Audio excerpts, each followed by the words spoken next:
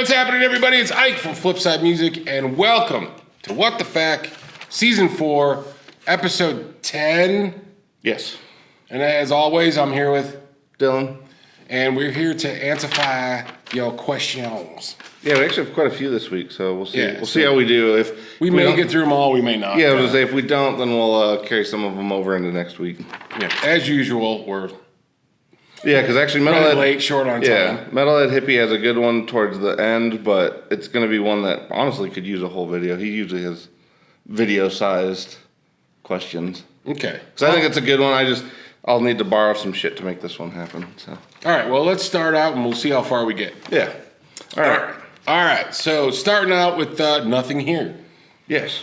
Nothing Here asks, I've sold some pedals to you all, in the past, and always gotten a good price. Is there any type of gear that people are always bringing in that you always turn down? Anything that you just can't or won't take? So there's a few things that we won't take just because for space, and it's really not our crowd. Yes. So drums, we won't take drums just because we're not a drum store. Denver has some good drum shops like Rups, right, and that's more of a place for them. Drums, and we definitely don't have the space now. I mean, even back towards the beginning, we didn't do it. But it's and still. Then keyboards. Yeah, we usually don't do keyboards because which we might be able to over here, at least some synths. Yeah, when we get to the new shop, we're gonna possibly. But yeah, keyboards generally right now are one we definitely don't do a whole lot with. Full PA systems. Guys that are bringing in subs and monitors. We don't do that. Now, we might if it's something like a stick, like a stick mic. Karate, chop, karate. So, if Stick Mike shows up, one of the stick PAs, you know what I'm talking about, one of these kind of guys. Like one of those deals? Stick Mike and Pencil Pete show up. Yeah, Yeah. So if one of those things show up, we might do that because it doesn't take up a ton of room, and it's good because it does work with like acoustic, small venue stuff or acoustic folks that want to do a one-man band kind of deal. So that stuff we would take. But yeah, a lot of it is due to the size of the shop, size of the showroom. Yeah. The other side, I mean, one unfortunately did sneak through the other day with one of the new guys. But Line 6 Spider amps, generally don't do those anymore just because... They just sit forever. Yeah, they sit forever. And yeah, I mean, Line 6 obviously has made a lot better stuff since then, but some of those Spiders are just, they're just boat anchors. Yeah, and they'll take forever to get rid of it. And some of them we took in and we actually donated them to the charity that we work with. We're just like, this thing isn't selling. Let's just give it to somebody that can use it somewhere along the line. Well, it's one of the few things, like I said, Line 6 as a whole is making a lot better stuff now. But the Spider series, for whatever reason, with each iteration, they got a little worse. I had one once. I had a Spider something with the looper in it, and that's why I bought it, because it had a looper. And I'm like, that's going to be cool. And then I was like, oh my God, everything else is shit. So the looper on that thing was really weird, too, because you had to do it with your hands. So it was it was not intuitive. Right. It was, and it didn't last long. I think I kept that thing. I used it for about a month until I got disgusted with it, and then it just sat and was an end table for about 8 months until I finally sold. We sold it at the original warehouse shop. Oh, yeah. The first place that we were in. Well, yeah, because I remember when I came in, that was one of the ones you were trying to get rid of for a stretch. Yeah. Yeah, that was with the first shop that we were in. The wee shop. Yeah, the wee little space. Just imagine trying to live in that place right now. I know. Holy crap. Well, sometimes I had no room in that store. I know. Sometimes I was thinking or at some point I was thinking it would be worth going over there and seeing if we could take a photo of it. Just so people, I still got just pictures. To show how it's kind of. Or you do? I think I still got pictures somewhere on the hard drive. Because I was going to say, just to show people the progression of how things have gone. Yeah, I think I got a few. I got to dig it out of a hard drive or something. But anyway, so other stuff. Show them another stuff. Might be higher end things that our customer base might not be in for. Yeah. So let's say like a higher end acoustic. Right. Like a really higher end acoustic, like maybe something like in the Collings. Yeah. Or higher end Martin stuff. Or the high end Taylors or anything like that. Yeah, higher end Taylor stuff. I mean, we have, we carry Takamine, Yamaha, and have nice acoustic guitars. But when you start getting into, $4,000, $5,000, $6,000 acoustics, there's a shop in town that's not very far from us, that Denver Folklore Center. And that's kind of more their thing. That's 100% their thing. They deal with high-end acoustics, so that's kind of their bag. Right. So a lot of times we'll just send people over there because it's like, hey, that's going to be. We're going to sit on it. We'll sell it. Right. Everything sells eventually. But it's one of those things we don't want. Yeah, like high-end acoustics would be something we would literally sit on for years, most likely. Yeah. And that's just like having that kind of money tied up in something that we're not known for is just not the wisest practice usually. Yeah. So something like that, we'll kind of send somebody over there just because it's got, it's a better match. Fit. Yeah. Well, yeah, because we would rather, like, if we can't help you, we'd rather find the person that could, or at least send you in a direction rather than just say, hey, you're shit out of luck. I mean, right. Because that's what a lot of people I think have gone to different stores at different times and encountered that. And it's like, I'd rather if the guy behind the counter can't help me, then I'd rather they at least point me in the direction of somebody who can. Yeah. So. And we've done that pretty consistently. So yeah, I think those are the main ones. I mean, yeah. And a lot of it, like you said, boils down to space or we don't want to step on anybody's toes. So right. And also, I want to thank Rev for sending me this coffee cup, but I do have a question. It says Rev on this side where I got to look at it. Wouldn't the marketing be better on the other side? So that when I'm drinking, talking to somebody, that somebody else would see it? I'm not a lefty like this guy. Yeah, I was going to say, my argument's that it's a left-handed Canadian coffee cup. Yeah, but why would they send me a left-handed Canadian coffee cup? Maybe... Hey, I got a box of left-handed spatulas and some lefty screwdrivers and then this coffee mug for you guys. Well, the way, I don't know. Maybe in Canada there's more lefties. Maybe that's I don't know what you're talking about. Well, and honestly, too, if they're a musical bunch, a lot more left-handed people do actually tend to be musical, which is interesting. Because that was actually weird. My whole life, literally, barely ever met anybody that was left-handed in school. Took one group guitar class once, and literally, I think there was 14 people in the class, and 10 of them were left-handed. It was really weird, I thought, but they also die early too. That's what I heard. They what? Lefties die young, or younger on average. I don't want to bring it. I'm trying not to bring the mood down. Yeah. No, I'm just kidding. I'm just saying. I think that's a thing for real. It's probably all the stress of dealing with a world that's made for right-handed people. Well, that's entirely because you can't. Yeah, it's just years of ink and shit on your hands. It's years of your hands on spiral notebooks where it's just digging into your hand. Yeah. It's just years of that. It's just general aggravation. Yeah. It just accumulates. To just leave like fuck it, I'm done. Yeah.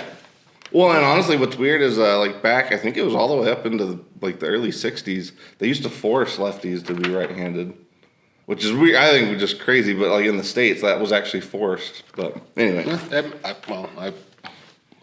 I don't know for sure, but at the same time, I'm like, man, it probably sounds about right. Well, no, I was like, yeah, they did a lot of stuff. Back well, no, my uncle Steve, he was left-handed, and his handwriting and everything, it never recovered. But which was weird though, because when he got a little older though, he shot left-handed and all that stuff when he was in Vietnam and all that stuff. But that makes sense. You're going to go back to where it feels natural. I would assume. All right. So sorry, we went off the rails. Yeah. Okay. So next is Matt Pula. It says, have either of you ever played a Strandberg? Thoughts on the Enduro-neck or Headless Guitars in general?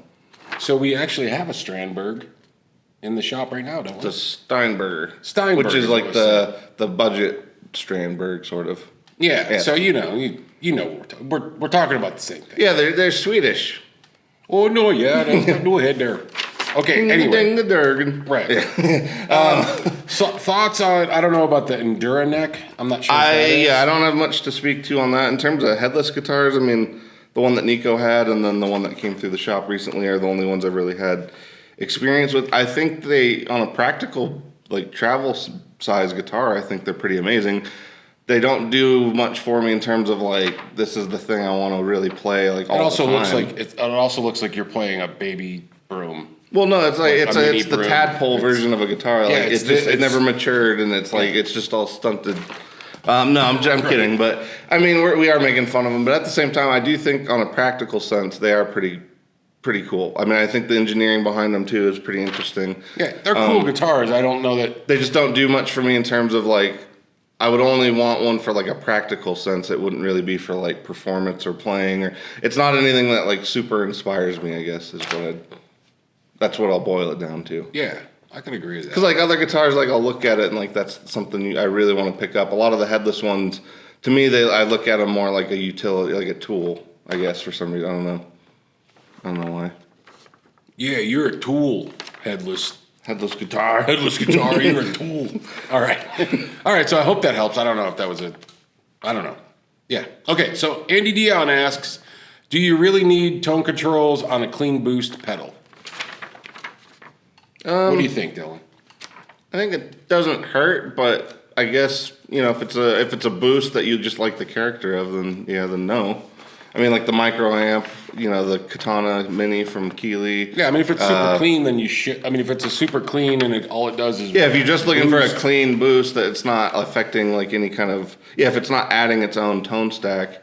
Yeah. Then I don't think you need it. If it's something though that is changing the tone, I don't think it hurts to have a little bit of tweaking. Kind of the way like Exotic does it with like the Super Sweet and the super clean. Yeah, because like both of those are basically one knob boosts, but you do have some minor contours to kind of at least get the EQ curve the way you want it, if you want to change it. Right. And I think those are pretty nice because it still cuts it down to you're most likely going to get the setting you like, and that's it, and you're going to leave it. It's not like something you're going to be tempted to constantly tweaking, yeah. But yeah, I mean, I think if it's a good boost that's doing what it should be doing, then yeah, you probably don't need. I mean, really, a lot of stuff's that way. Like fuzz pedals, I still think I love a lot of the modern fuzzes that have all this, all the extra knobs and shit. Which is weird because I like tweaking things, but a lot of fuzz pedals, I swear, like they start getting odd once you go past like 3 or 4 knobs. Like they just start to venture into a lot of it's going to be a lot of your pedals are set at your Ron Popeil. Set it and forget it. That's because like certain fuzzes, you want that character to like you want that muff to be its muffiest, you want that bender to be its benderiest. Right. And when you start like adding too much to it, I feel like it because a lot of fuzzes almost start to take more of a slant into more of just a straight distortion, and they start to lose some of that character. So I think clean boosts are the same thing. Like you start adding enough stuff, when does it become an EQ or an overdrive? When does it become something else? Right. Yeah. All right. What do you want to do next? I guess we got Terry. I mean, we can kind of keep rolling. All right, Terry 3G. He says you're both in a position to buy an acoustic for personal use or for personal use at home or for a gig, from the store, stock, or otherwise. What would you choose, and is the price a big factor in that decision? From the store, I mean, I got a Takamine GD93, and I like coming that. from a tailor, I do still. I mean, I still use that to let customers know that it does speak to the brand. That like you did go from a tailor to a Takamine and never really looked back. So yeah, and I like that Takamine a lot. Aesthetically, it's a good-looking guitar. The preamp in it is really nice. I really like the neck on it. I prefer the neck over the tailor. The Taylor sounded really good too. Don't get me wrong. Like it had a nice lower end to it that the Takami doesn't necessarily have, but the other things outweighed that, and the price was right. Oh, okay. I thought the price was right. I mean, they were generally about the same territory. I think the Taylor was a 214. Oh yeah. So in a similar price point. I could always go more expensive, sure, if I wanted to, but I mean, I'm kind of happy with that. And a lot of the guitars I own aren't, people are like, oh, you must have the greatest guitar collection. I'm like, a lot of my shit is player stuff. I got made in Mexico guitars. I got some American guitars. Got Indonesian guitars. Yeah, Indo guitars. It doesn't matter. I'm like, as long as it speaks to me, then I don't care. It spoke to me. It works. Like my, G&L ASAC Classic Tribute is one of my favorite guitars, and it's not a very expensive guitar, but I play that damn thing. Well, it really is weird because like the more I've been thinking about it, like a lot of the guitars that are made in other countries, like I don't always understand some of the apprehension. I mean, I get it from like previous generations when it was known that, you know, certain companies overseas were literally just copying things, making them cheaper, and then trying to sell them en masse. Like, I agree, like that makes sense. That's a devaluing of it. But like a lot of the stuff, like what G&L does with the Tribute series, and even what Squire's been doing with the classic vibes, like a lot of that stuff, like, yeah, it doesn't say Fender, but I mean, effectively, like it's no different than some dude in the States starting up a business and cloning Strats and Les Pauls and Tellys and all that stuff too. It's like it's no different. So I think these days, like that hesitation that people have over like where something's made is a little, I don't know, it's a throwback. Or I feel like it should be a throwback, because a lot of that stuff is just like you find the right one made by the right person on the right day. Doesn't really matter what it says on the headstock. So, well, you get the guys that are like, oh, made in China is just junk. Well, that's not always the case. Well, yeah, it's like I'm not saying that it's not the case. No, but what I'm saying is there's a really good guitars. Eastman Guitars is a prime example. Right. They can make a lot of stuff in China.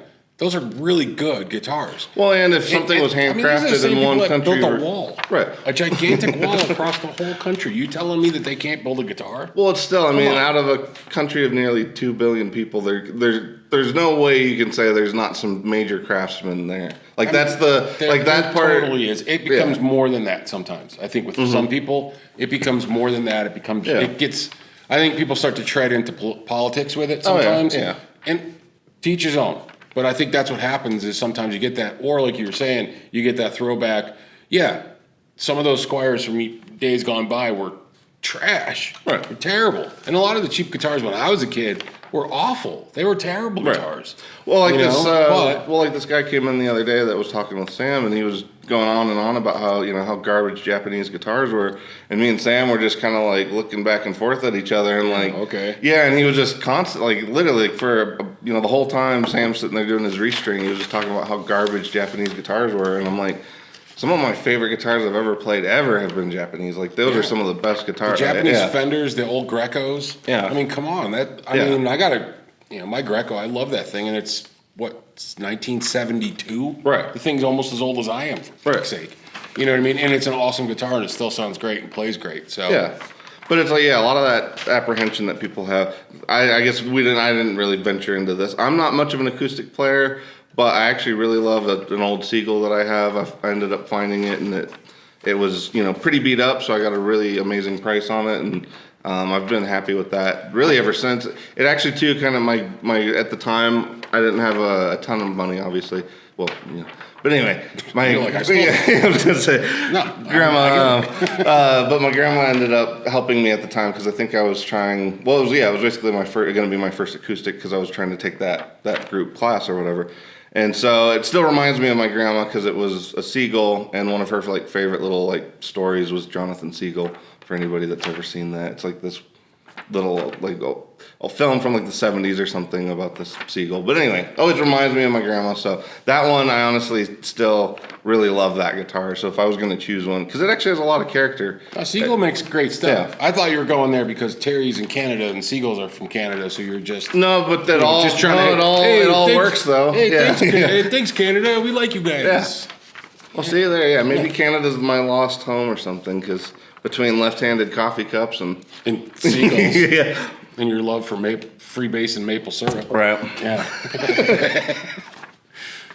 Okay, so let's move on. Who do we got next? We got Goots, which is Jake.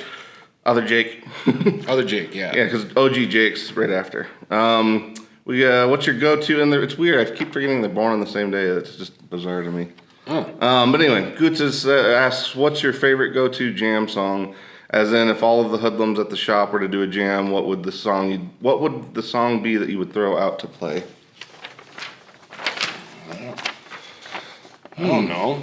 That's pretty tough. I would just be like, hey, let's just do a blues kind of jam in E or A or something. Yeah. I mean, there's ones for, if I'm playing stuff on YouTube or something like that, or backing tracks. I mean, I like Midnight in Harlem From I mean, there's certain easy ones to throw out. I mean, like Spoonful and Backdoor Man, like some of those classic blues ones are easy to just, somebody can sit on the rhythm and then like you could play lead over it. Like that would be my go-to, or one of my go-to. Honestly, even Hear My Train A-Comin' from Hendrix, like if you streamline that into basically back into a blues song. Yeah. Well, it is a blues song, but you know what I mean, where he's soloing kind of all over it. But if you kind of streamline that one is actually a really good jam song too, because it has a really good, I don't know, groove to it. So I guess, yeah, Hear My Train A-Comin' would probably be one I'd throw out.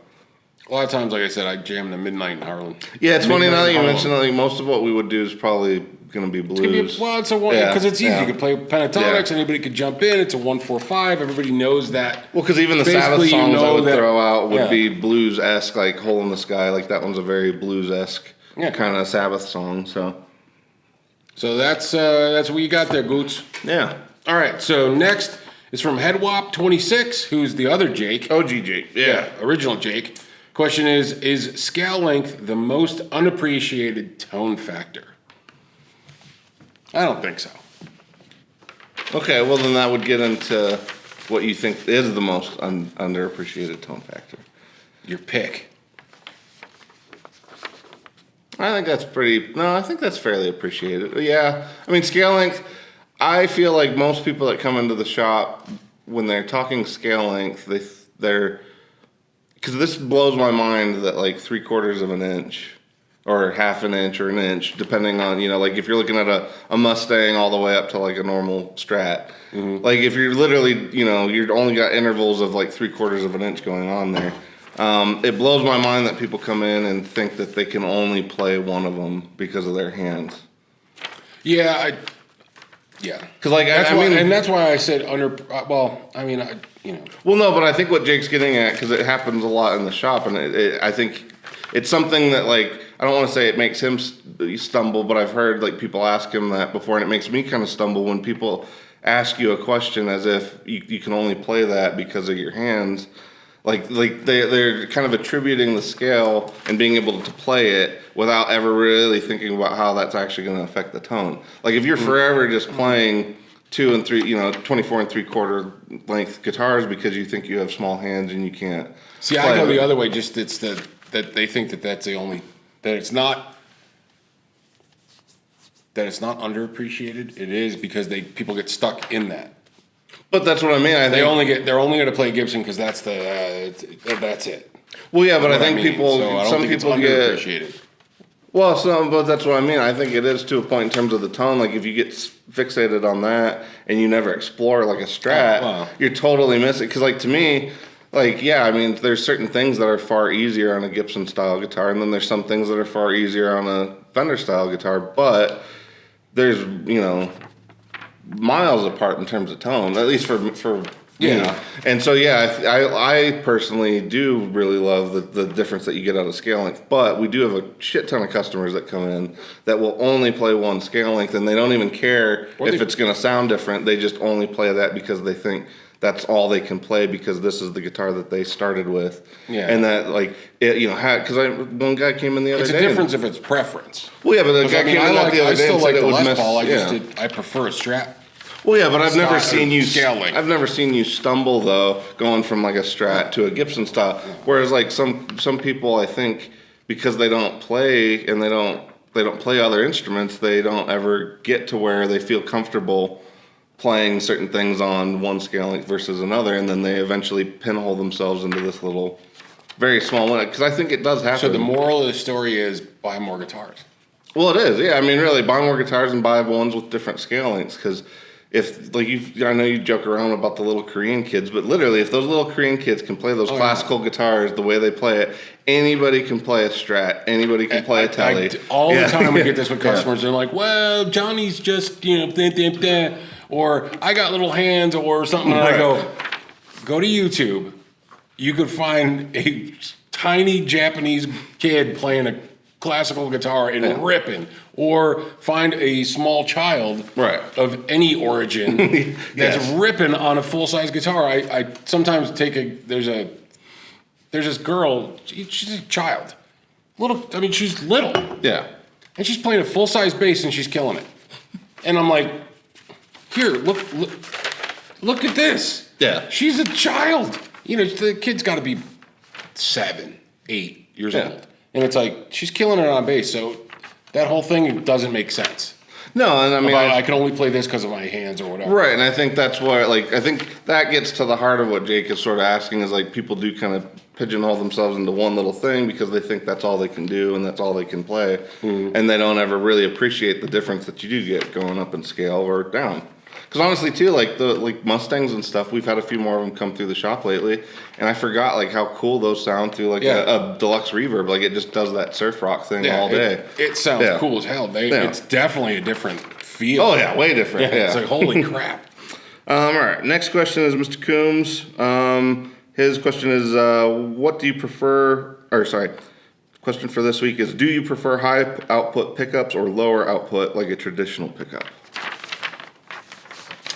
I'm gonna go both on this one. I kind of love low output pickups when I'm playing a lot of pedals because I feel like it's a lot of fun to get like more out of the pedals sometimes. Because you can kind of go to areas you wouldn't normally go when you have like a high output humbucker. Did it stop? I think so. Yeah. Warning. Video warning. Oh, there we go. Hey, buddy. Is it still on there? I don't know. Now it looks all weird. Does it? Yeah, the color looks weird. This thing, I don't know. It just does whatever it wants sometimes. Anyway.